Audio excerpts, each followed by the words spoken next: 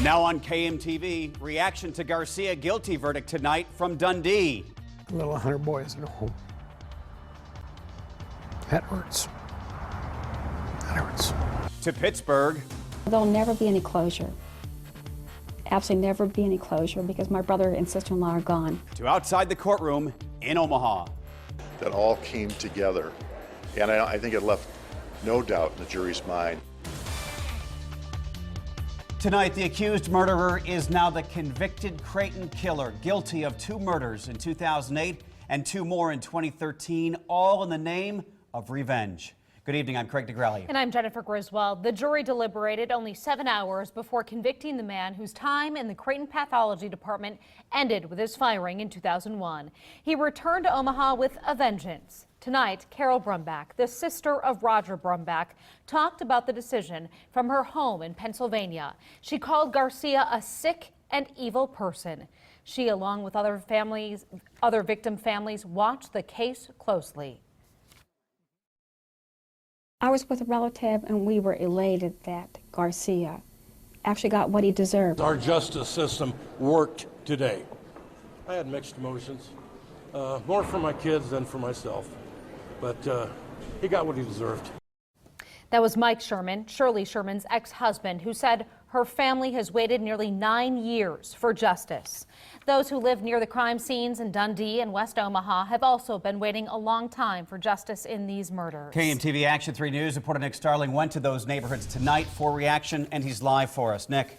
Craig, Jen, many neighbors I spoke with say they're very happy with the jury's verdict. They've been waiting for years for at least some kind of closure to this quadruple murder. It's a day Paul Taylor won't ever forget. I came out and I heard the fire engine come up. I thought, what the hell's going on? And it stopped over there at the Hunter's house. Taylor lives in the neighborhood where 11-year-old Thomas Hunter and their housekeeper Shirley Sherman were murdered March of 2008. And I kept watching, and all of a sudden, all of the firemen walked out. And they just had their heads hung down, and I said something serious happened. Taylor remembers it like it happened yesterday. 8 years have passed, but the emotions still run deep.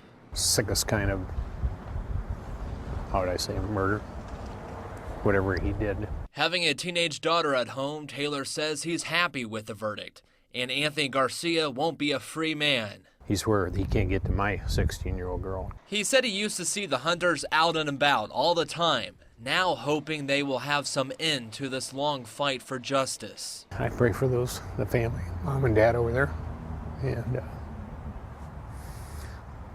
they'll get along, and we'll all get along, and it's not part of life.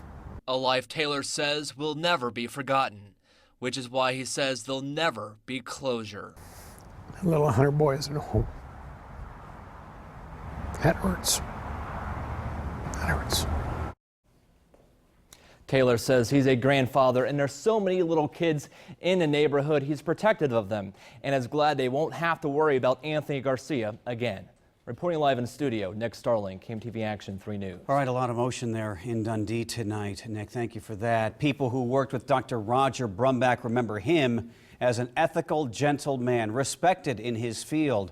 Dr. Bruce Buehler edited a medical journal with Brumbach. Buehler chaired Creighton's pediatric department, while Dr. Brumbach led pathology.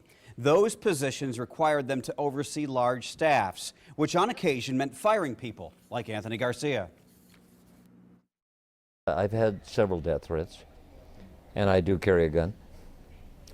And I told Roger he should, and he didn't agree with me. He wasn't built that way. And now Dr. Bruce maintains the journal they worked on together to keep the memory of his good friend alive.